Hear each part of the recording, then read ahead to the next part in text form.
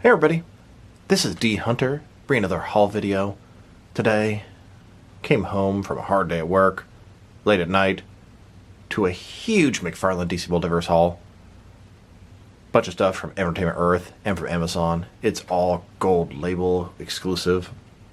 We have the Blacklight edition of the Infinite Frontier Scarecrow and Joker, both Entertainment Earth exclusives. We have the Sketch edition of The Batman Who Laughs and Rebirth Superman, also Entertainment Earth exclusives.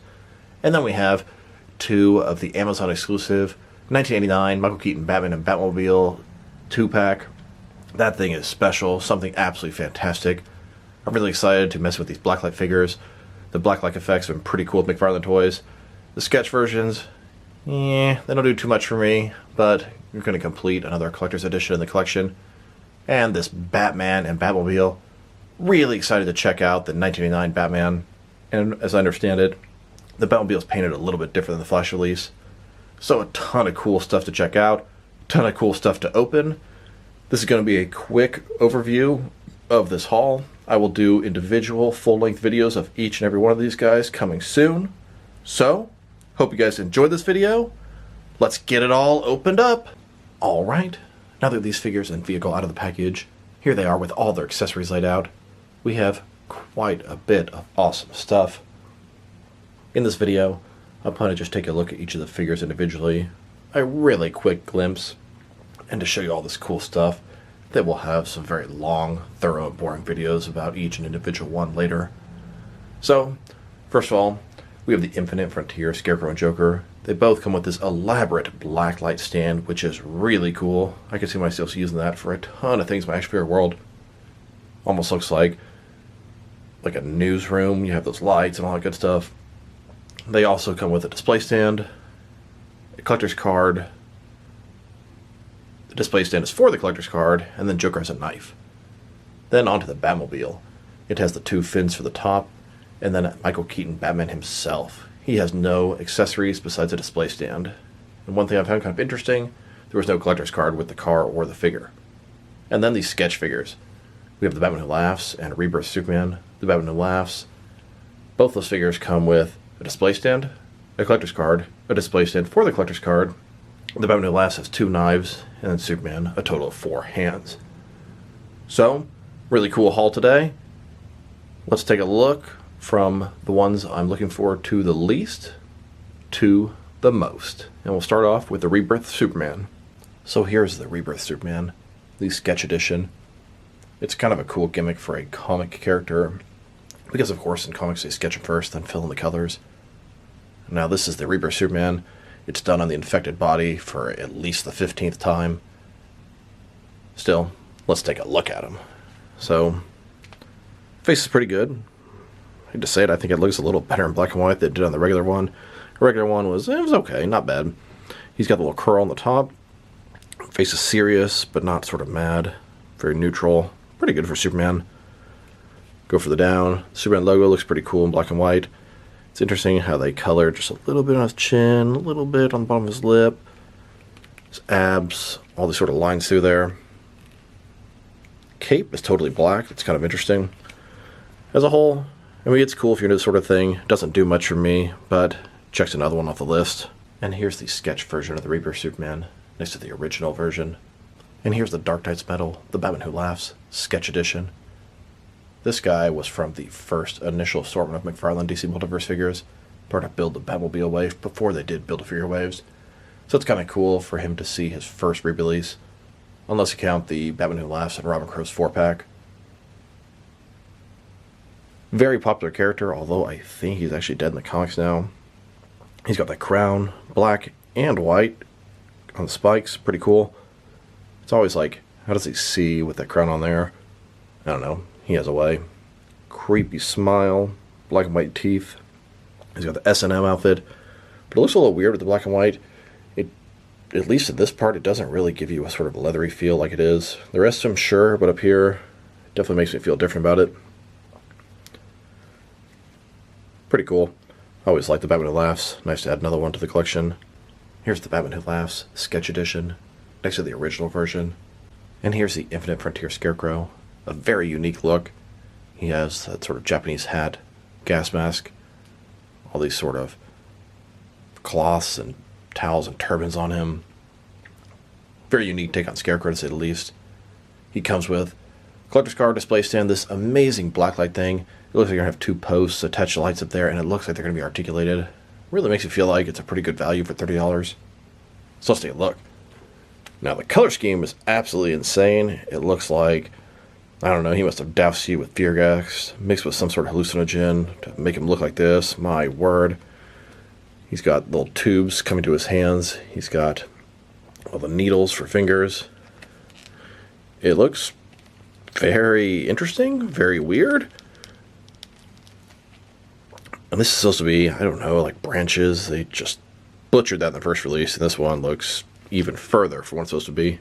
Here's the Infinite Frontier Scarecrow, Blacklight Edition, next to the original version. And now, for the Infinite Frontier Joker, Blacklight Edition, he has another one of those elaborate blacklight stands, a knife, display stand. Color scheme is crazy, but it kind of works for the Joker. Much green, bunch of, well, I guess blue, black. His hair, very wavy. He's got the smiling face. He does have one eye missing. He's actually holding that eye in his other hand here. The green suit works as a Joker variant. Kind of reminds me of all the different variants Kenner used to put out. I like it. I think it's cool. And now, here's the Infinite Frontier Joker, Blacklight Edition, next to the original version. And then, here it is, the prize of the entire haul, the 1989 Michael Keaton Batman and Batmobile 2-pack. Oh man, this thing is awesome. I personally don't have the Batman movie 6-pack yet, so this is a real treat to finally have a 7-inch McFarlane Keaton Batman in his 89 suit. I know there are some subtle differences with the movie 6-pack, and I can't wait to get that either. The Batmobile is very different from the other one. The other one has a much glossier paint job. This one has a flatter, sort of matte paint job, a lot more accurate to the film. They both look good for different reasons, but this one looks a little bit less cheap. Plus, the canopy is in that sort of odd gray color. Unfortunately, things happen in the factories, mistakes happen, accidents, etc. But it really sucks when it's on a badass piece of the Batmobile that we really was hoping was going to be an absolute perfect piece, and it was damn close. But things like that are very noticeable. Here is Batman. I'll tell you, I wasn't super impressed with the initial pictures. But man, he looks fucking awesome. Look at that. Now, I do wish they made his head and neck one solid piece. You're telling me they can do that for Hush Batman that you don't want them to do it for, but they can't do it to Michael Keaton Batman, where it would make so much more sense. He has the accurate Batman movie logo with the extra sort of points. Oh, the belt looks great. The abs. Now, God, for me, I feel like it could have just been one solid piece. He really had no articulation in the film. And I know it's going to help your figure get different poses, but you can see how it's already sort of like not lined up. You get it lined up, it's going to very easily not look good. I mean, I want as much articulation as I can, but something like this, I don't know, it's hard to explain. Belt looks fantastic. Diaper area looks pretty good. I don't know, sort of shins maybe could be a little bigger. Shoes look pretty good. Cape looks pretty good. As a whole, I like him. He's a little bit, I don't know, sort of thinner, and the joint does break that up. The head, wish it was one solid piece, and maybe you could move it like below the cowl here. Either way, it's really cool to finally have this guy. Did an excellent job with the face, the eyes, and the chin. And then we have the car. Yes, this is the Batman car. There's a lot of cool ones out there, but this is the one. It's got a little missile thing at the front. Headlights. You can see these where the guns would come out of, and I've seen people selling custom guns on Instagram. Very cool. The canopy that actually matches the rest of the car. That is awesome. It just has this much duller, sort of flatter look. The other one is way too glossy. Got the Batman symbols on the wheels. The wheels actually move. Engine components. Now at the bottom, it's pretty flat and basic. It does have the bat signal. Got the exhaust back here.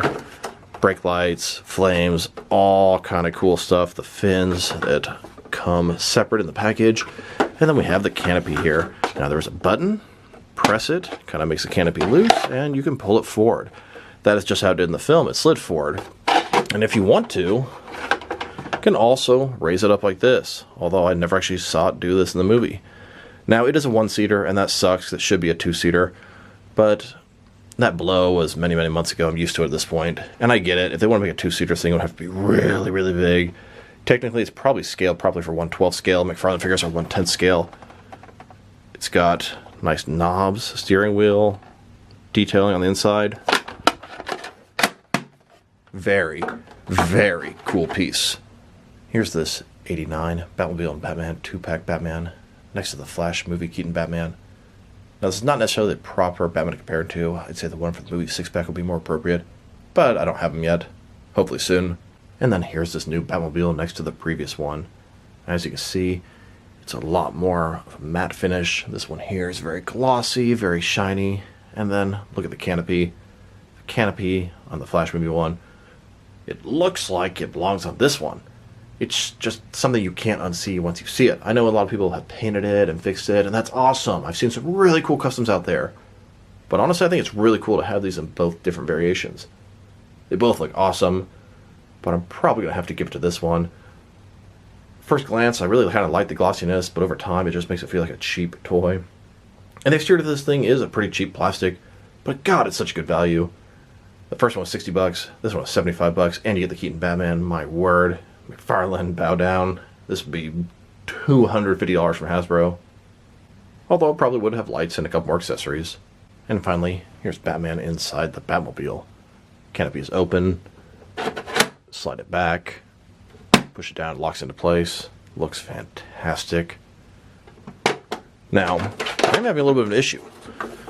So Batman has pretty long ears, but just like the Flash movie one, you know, I don't want to mess his ears up, so kind of turn him to the side, pull him out of there. Now, in the previous Batmobile, I was able to sort of find this sweet spot and get Keaton to go just a tiny bit further, but I'm having a damned hard time finding that sweet spot. It's probably still there, because the car is going to be exactly the same, but you don't really want to mess up the ears, so just sort of turn the head, get him back in there, and it's just fine. I'm pretty sure you can actually get him in there further. I'm just having a little trouble right now. It's definitely able to do it with the Flash Keaton, and his ears are just as big. Still, God, look at that. That is awesome. Michael motherfucking Keaton. So, that's my huge haul today. Rough day at work. Definitely puts a smile on your face coming home to something like this.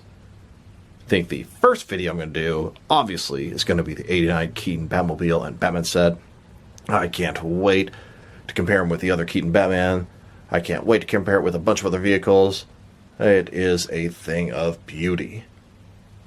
So I hope you guys enjoyed this video. Look forward to the rest of these individual videos coming very soon. So, this is D Hunter. Thank you guys for watching this video. If you liked the video, press like below. If you have anything you want to say about the video, add to the comment section. If you want to see additional action figure reviews from me, press subscribe. I do appreciate when you do that. Once again, this is D Hunter. Thank you guys for watching this video, and I will talk to you guys real soon.